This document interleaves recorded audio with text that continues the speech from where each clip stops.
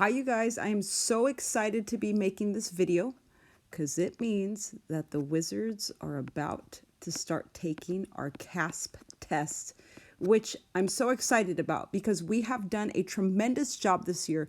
I am over the top excited and proud of you guys, and I am rooting for you, wishing you the best. So we're going to go ahead and get started.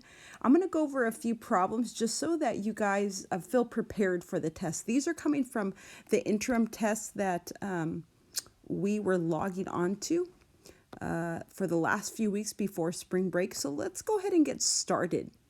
Notice this one right here that says select all. The reason why I chose this one is because if you see that word all, you know that you most likely are going to have more than one answer, okay? More than one answer. So more than one answer means at least two. All right? More than one answer. That's really important. If you see the word all, don't just choose one answer, unless you really are sure that it could be nothing else. So this one says select all of the equations that have x equals 7 as a solution. So basically what you want to do is you want to just put 7 in here. So for this one, 7 times 3, does it equal 28? No, it doesn't. So we know this one doesn't work. 8 times 7, does it equal 56? Yes, it does. So we can go ahead and click on this one. Let's keep going. 3 plus 7, does it equal 12? Well, 7 plus 3 equals 10, so that doesn't work. The last one is 7 plus 4. Does it equal 11? Yes, it does. So we can go ahead and mark that one. So you notice that I have 2 answered. It's more than one. So if they're asking you which of the solutions equals x equals 7, just plug in, okay? Let's go to another one. We all know what sum means. Sum means add. We've worked with that a lot this year, so we should know that sum means add. So this one says enter the equation. So we know we need an equal sign that represents the description. So it says the sum, we can put a plus sign, of 28 and p. So we have 28 and p is equal to, we know equal, here we go right here, we put our equal sign to 30. So you always know what goes after the equal sign because it will say equal to or is equal. So in this case, you are just writing a simple equation. Now let's look at something like this. We've been working with equations a lot. This one says enter the value of z. So they want to know what z equals. That makes the equation true. This stuff should be like second nature to you guys already because we did it from January all the way to March. So we know the opposite is what we're looking for, the inverse. In this case, we see multiplication, so we know that we are going to have to divide. I simply look and I say, okay, I'm going to do the opposite of whatever sign I see. In this case, we want to get Miss Olton by herself, so we want to move the 11 over here. And like I said before, we are dividing, so we're going to go ahead and do that, where we create a fraction. Let's go ahead and mark that out. Okay, so we have z all by itself, and then we figure out how many times does 11 go into 121. And so you can use a calculator. I would definitely encourage you to use a calculator. And in this case, we have 11 times 10 equals 110. So you know for sure that doesn't work. So if you want to go ahead and use a calculator, you can just plug in 121 divided by 11, which is 11. All right, let's keep going. I wanted to show you a couple, let's see, just a few more just to make sure you're good to go. Now, we've never worked with dividing fractions as a unit, but we did work with it when we were working for our benchmark. So this one is saying what is equivalent or equal, okay? Equal. Okay, to which expression? So don't forget, we did these when we were prepping for our benchmark test, our standards aligned assessment. So remember, we always rewrite the fraction. If it's division, we rewrite it as multiplication. So you always flip the second fraction, okay? If you are dividing, you flip the second fraction. So if it's a division, then you're going to flip the second fraction, which becomes 2 over 1. So you just look for that one, which is right here. Remember, we don't like to divide. We try to multiply as much as possible. Okay, that's an important part. One other thing, don't forget, if it's a simple multiplication problem like this, you literally just multiply across. And we did a lot of these when we were prepping for our first standards aligned assessment. So it would be 1 times 2 is 2, 5 times 1 is 5. So that would be our final answer, okay? So that's for dividing fractions and multiplying fractions. In this case, it's a division problem. So we have our fraction, our first number, we always leave the same. We change it to multiplication, and remember, always flip the second fraction. Don't ever flip the first. Now this one's we did this one too for our standards aligned assessment. It's a little bit different because this is a mixed number. So let's change this out. Let's make it an improper fraction. So we multiply and then add. Okay? So 5 times 2 is 10, and 10 plus 3 is 13. So we have 13 over 5 times 9 over 7. And again, it's asking which is equivalent to. So we look for this answer or this problem, and it's right here. It is B.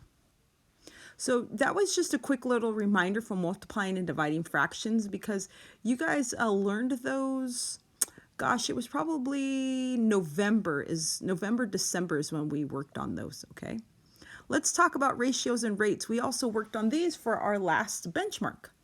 So this says Mark ran 15 miles in 135 minutes. So the first thing I do is I'm going to write 15 miles, and I'm going to write equals 135 minutes. And the question is, enter the number of minutes it takes Mark to run 1 mile. So I'm going to go ahead and put 1 mile here. Okay, so that's important. So we went from 15 miles down to 1 mile. So we're figuring out how many minutes that would be. Okay, we actually worked on these, and you guys did a tremendous job with these just a few weeks ago. So simply put, all I have to do is divide. So I'm going to figure out how many times 15 goes into 135. Okay, so in my calculator, I'm going to type in 135 divided by 15. 135 divided by 15. Use calculators. It is a-okay to use calculators, okay? Use the calculator that is provided for you on the test.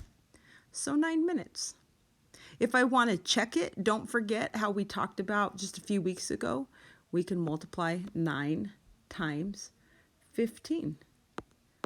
And that would give us 135. Okay, so we did the opposite of division. So this is a simple division problem. Okay, let's look at 3 more. Remember this one, you guys. The table contains equivalent ratios, and it says enter the missing value. So we just have to figure out what that is right there.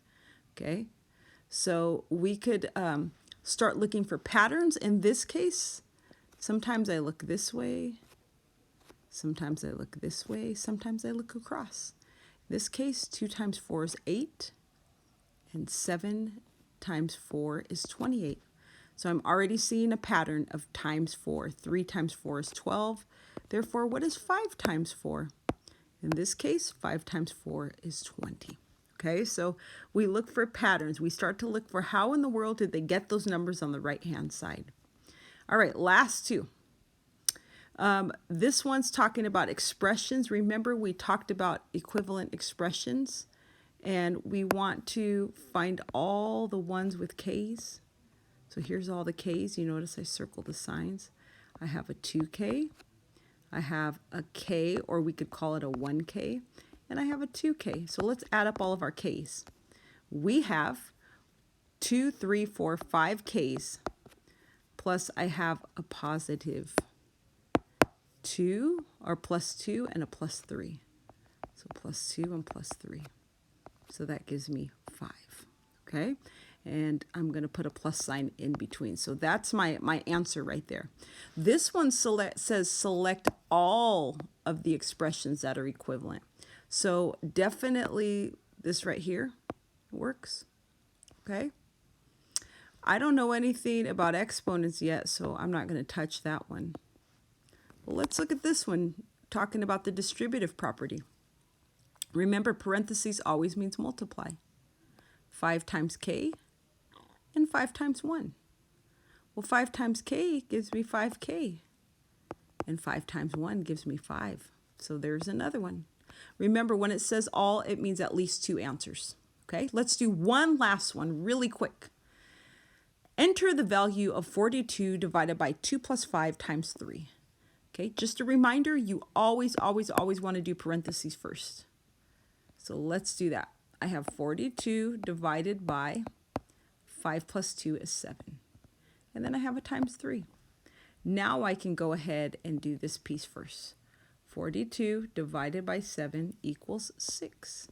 And then I have a times 3 at the end. And 6 times 3 equals 18. So you would just enter 18. All right, well, that was pretty quick. I'm hoping it helps. And then we will be watching this again the day of the test, but please feel free to watch this as many times as you possibly need. Good luck, you guys. I'm so proud of you, and I can't wait to see how well you do. Don't forget, you need a piece of paper so that you can do all of your work and something to write with. Okay, you're not just finishing up really quickly. What I want you guys to do is I want you guys to have a piece of paper or several pieces of paper so that you can be ready to show all of your work for the problems. Don't forget, you can use calculators. That's important. You're more than welcome to use a calculator that's built into the test. Okay, so please feel free to use that calculator there. And then also, make sure that if you have any questions, you ask. We can't help you with the problems, but if there's any questions that you have regarding maybe something on the test, maybe something's not working or you can't figure out how to use it, it is a-okay to message and ask. All right, you guys, good luck. I can't wait to hear how well you've done.